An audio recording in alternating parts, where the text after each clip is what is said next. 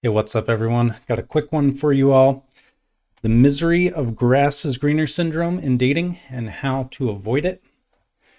Some background. A couple months ago on our Christian dating, a woman caught her boyfriend messaging other women on dating apps despite the relationship seemingly going fine. And I told her he might have grass is greener syndrome because she wanted to understand the rationale, the motive. Someone also asked if I had any resources on the topic. There are resources out there, but I wanted to give my perspective. So let's get into it. What is grass is greener syndrome, also known as GIGS? At least that's how I will abbreviate it. So if you're not an English speaker, it comes from the idiom, the grass is always greener on the other side. And in a dating context, it's the belief that a better relationship is available to you should you decide to pursue it. Now, that may or may not be true, that the grass is actually greener somewhere else. So we'll consider both scenarios. Consequently, somebody with gigs is dissatisfied with their current relationship and is unable to commit. So who might have gigs? So I'm going to look at 3 people that I think might have gigs. And if you have any other ideas for people who might have it, feel free to drop it in the comments below. So first of all, those who don't know their dating market value, that's probably the most common example. And these would be people who lack dating experience or they've self-improved recently and their DMV has changed. Now, DMV, I will note, that's not a fixed number, and it's really a collection of all the attributes and qualities you bring into the dating market that you're interested in. So it's going to differ from person to person depending on the market they're in. One person might have a high DMV in one market, but not in another. I'd say that this is probably the most common example among a lot of Christians, because a lot of Christians just don't have a lot of dating experience, so they don't understand their dating market value. Consequently, they can easily succumb to just saying yes to the first person who says yes to them, and then they end up in a relationship where they're wondering, did I settle? Could I have done better? And so they start having these grass is greener thoughts. Second person would be someone with an inflated view of themselves, an inflated view of their dating market value, even though they should know better. That might be somebody who is narcissistic or egotistical. I think the term narcissism gets thrown around too much, but that would be, I guess, a classic example. And then lastly, those with anxious attachment issues or past trauma, somebody who might be afraid of getting hurt again, and therefore they're thinking that maybe the next person out there will be a safer place. All right, so we want to be introspective in this video. I definitely don't want you to watch this video just so you can think about someone that you're frustrated with, wonder if they have grass is greener syndrome. Let's also be introspective. Consider this about yourself. Do you have any kind of fear of committing? Do you have a fear of missing out, maybe in other parts of your life as well? Maybe you derive a lot of your value or the quality of your life just from whether you're in the mix and you're experiencing the best of something you could possibly experience. Tying back into the fear of commitment, prefer to have your options open even when you're presented with a great dating opportunity, and you might be second guessing yourself or thinking, is this rational, or that I won't commit to this person, or am I just looking for the next best thing? More negatively, someone who views dates as placeholders. That's a good example of someone with gigs. They're waiting for someone better to come along. They view each relationship as a stepping stone. This is very closely related to the concept of monkey branching, and someone who, always is moving from relationship to relationship, and they always have that next relationship lined up before they get out of the current one. And then lastly, somebody who has a preoccupation with proving their value through their partner. That could relate to egotism. Personally, I'd say maybe mildly struggled with 3. I'd say more so number 5. That's something I can relate to. I definitely can easily succumb to this idea that a lot of my self-worth is bound up in who I'm able to date, and therefore wanting to prove to other men and women that, I'm at a certain level, I can date at this certain level, and what does that say about me, that kind of thing. So hopefully you can look through this, ask these questions about yourself. Now we will consider, does your partner have grass is greener syndrome?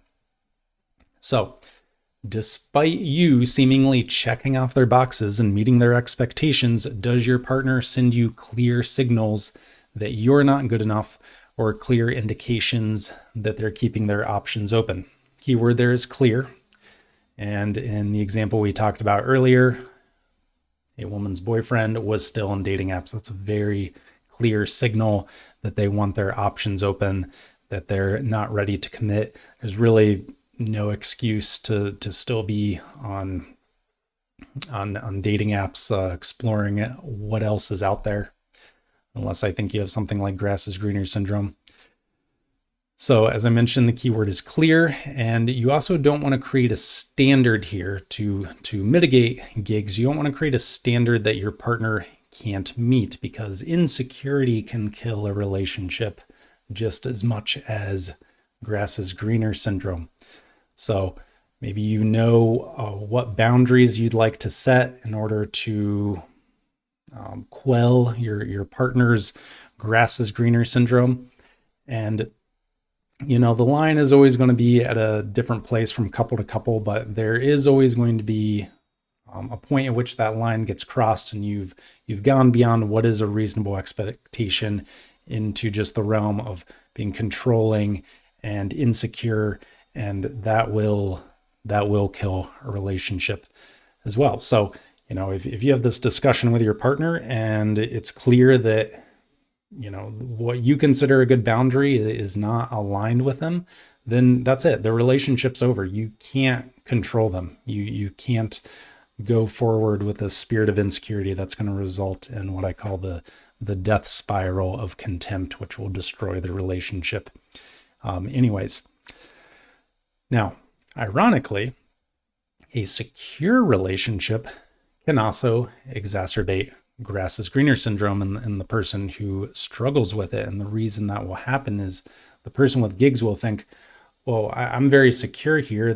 My partner likes me so much. So if I can so easily attract this person and so easily be in a secure relationship with this person, I mean, what else could I easily attract? If I'm right here, right now in my dating life, why couldn't I be up here? If I can so securely or so easily attract this secure relationship, why couldn't I easily attract this relationship and it be secure? So I think the fact that the relationship does seem secure, it does seem healthy, and yet the person is sending those signals, that is just a very, very clear indicator that they have gigs. Okay. Responding to a partner with gigs. There's three options. There's three good options, and then there's a bad option. First option is to lovingly leave the relationship because you can't tolerate it. Obviously, this is much easier if you are not married. I hope you're not experiencing this in your marriage, but it certainly can happen. So I'm not in a position to tell anyone what they can and cannot tolerate.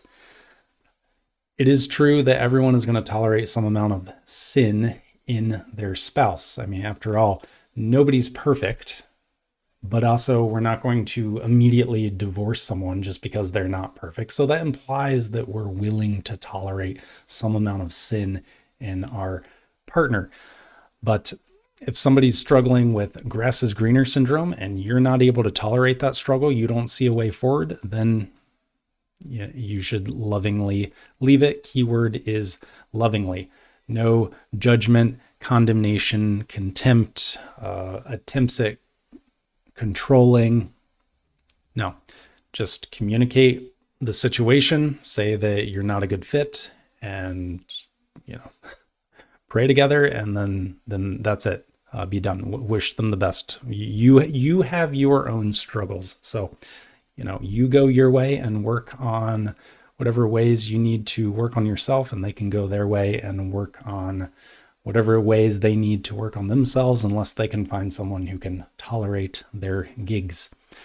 So the second option is to lovingly tolerate their gigs until it improves. What's important about this point is you need to keep the timeline to yourself.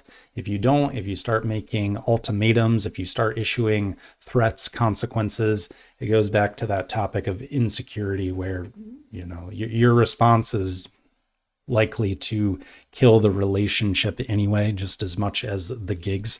So if you're unable to do number two without, issuing threats, then you might as well just throw in the towel. Therefore, if you decide to do number two, just have in the back of your mind, okay, I'm going to present these boundaries or expectations, and if they agree to them, then, in the back of your head, you're thinking, all right, I'll wait 6 months, a year, we'll see what happens, and we'll go from there. All right, and then the third option is that you can lovingly tolerate their gigs regardless of whether it improves.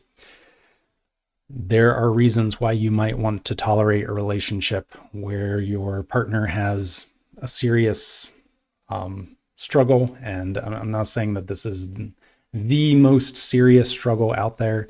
There's obviously more serious types of struggles, although this could certainly manifest itself into, an affair or just getting abandoned all of a sudden.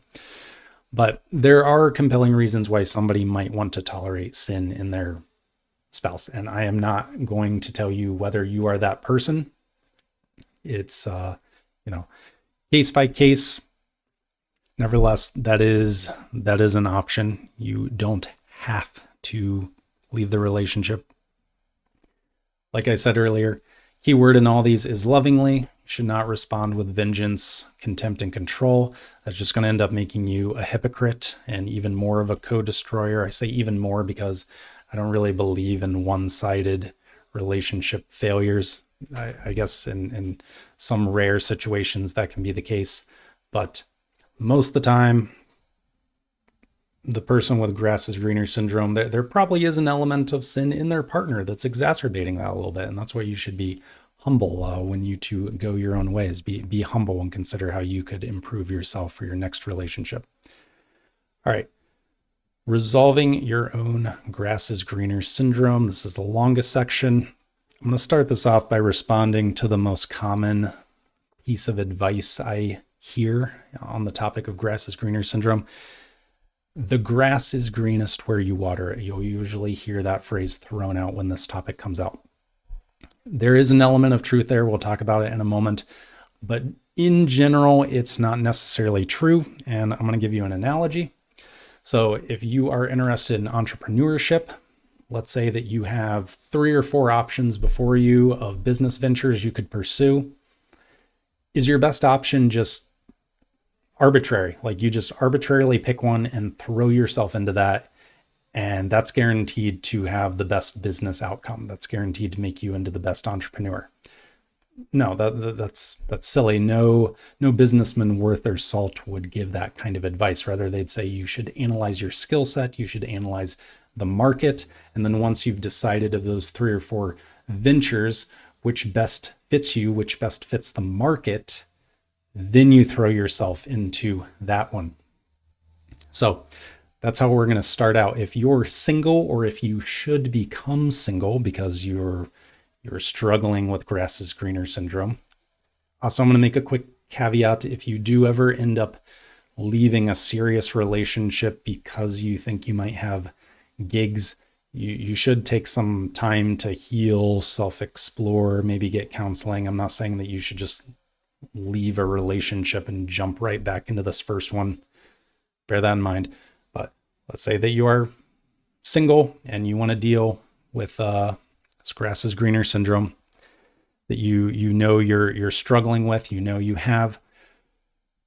What you need to do starting off is find the greenest grass you can before you enter back into a relationship. And the way you're going to determine what the greenest grass is for you is by determining your dating market value. And there's really 2 ways you can determine your dating market value. The The more thorough way, but the much longer way and possibly more difficult way, is to do what's called exploratory dating, which is where you're going to go on lots of dates. You will need a high volume of dates, hopefully at least one date a month. And you're going to go into these dates possibly, I will say you should be open for something long term if you think it's going to work out, but just avoid the classic Christian attitude of, oh, this person seems to check off my boxes and they're reciprocating, so I should just move forward. I'm obligated to move forward. No, you're not morally obligated to move forward. I think that's actually moral. You can back that up with scripture that you have to move forward in a relationship just because they check off your boxes and just because they reciprocate. You are allowed to date for a certain amount of period of time to learn about what you want, what you can attract, develop your social skills, even just, my camera died. I'm going to keep going. As I was saying, it's okay to go on dates, even just to have a good time. Like, I really despise this idea that a lot of Christians have that if a date doesn't work out, in the sense that it doesn't result in marriage, the date was inherently a waste of time. It was inherently a failure. No, I don't agree with that at all. So the part of the reason that I think Christians should do some amount of exploratory dating is a lot of times you think you know what boxes you want checked off, and really you don't. So you're actually doing yourself a favor and the other person a favor by not just jumping into the first long-term relationship you can possibly enter into. And then the other option is you can ask people who you would consider knowledgeable about dating to give you an analysis of what your dating market value is. And if you want somebody who's third party, which I would actually recommend, you can hire someone like me, or you can go on Reddit and ask in some post after you've presented a bunch of information about yourself. But in my case, what I would do is I would collect a lot of information about who you are, what you're trying to attract, and then I would let you know whether you're punching above your weight class, or maybe your standards are reasonable, but you just need to move to a different location or something like that. Okay, next up, if you significantly self-improve, you're also going to have to relearn your DMV. This is important. Your DMV isn't going to keep going up forever, even if you're consistently self-improving. Like, eventually you're going to hit some age where you plateau, or it starts to decrease. You are on a clock. That level or that age is usually different for men or women. In my case, when I got divorced at age 37, I knew I wanted to get on it with self-improvement and try to be in a pretty good position by the time I was 40. I wasn't taking this attitude of, well, just take your sweet old time self-improving and you'll be really self-improved by age 50 and then you can date then. No, even if I had spent 10 years self-improving, I just think due to the fact that I'd then be 50, I wouldn't be able to attract the same person as when I was 40. All right, so after you've decided to commit to a relationship, and again, whether you actually should commit to a relationship, that's for you to decide. But at some point you are going to have to commit. And at that point, that's when the maxim, the grass is greenest when you water it, does come into play, because that maxim has to do with investment. And that's what you need to do. You need to invest. You need to invest your time, your money, your energy. I heard a quote a few years ago that was talking about affairs and people who have affairs, but I think it applies in this situation as well. Quote goes, if you have the energy to invest into an affair, you have the energy to invest into making your current relationship better. And so if you have the time and the energy to invest into fretting over whether the grass is greener somewhere else, then you probably have the time or energy to focus on your current relationship and make it better. And then the third point is just gratitude. You have to be thankful for the grass that you've been given. Has not God given you what you wanted? Have your boxes not been checked off? Now, if you're in a relationship where they haven't been checked off, that's another situation. That's not grass is greener syndrome. I'm talking about the boxes have been checked off, but you're still worried that there might be someone better out there for you. Well, the reality is that there probably is. There's always going to be. You're never going to marry the perfect person. You're always going to marry the wrong person in that sense. And in no sphere of your life are you going to get perfection. It doesn't matter if we're talking about your spouse, your family, friends, job, church, where you live, etc. Some point you need to be content, know that God has blessed you. There's a great verse, Psalm 145:16. It says, "You open your hand and satisfy the desire of every living thing." And toward that end, I would say pray for help. Say, "Lord, please help me to appreciate what you have given me. Help me to be content." And then that applies to the last point as well, which has to do with humility. Recognize that you aren't the greenest grass either. Pray for humility in this regard. Keep your ego in check. Remember that your spouse is also tolerating your lack of greenness. All right, so let's talk about the situation where you're already in a relationship, both non-marital and marital. Non-marital is less scary. You can break off a boyfriend-girlfriend relationship. You can break off an engagement. And you need to seriously ask yourself whether you should be in that relationship. Are you actually ready for it? Because it's not fair to them. It's not fair to your future spouse that you enter into that relationship, if you enter into that marriage with gigs. So be honest with yourself. Don't continue just out of obligation. Now, the scarier scenario is you're already married.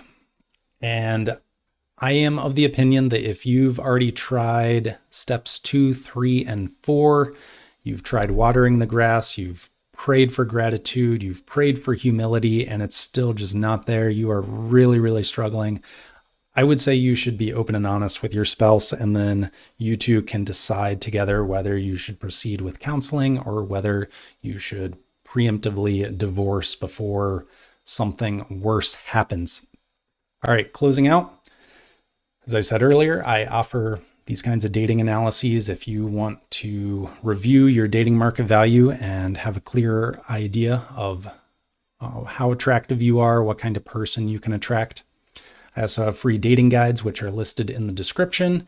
My last video was also a comprehensive online dating guide for Christians, which has received a lot of positive feedback. So check that out if you're interested in learning more about how to cast a wide net online. And then lastly, please like, comment, subscribe, and tell a friend. So appreciate you watching this. We'll see you in the next video.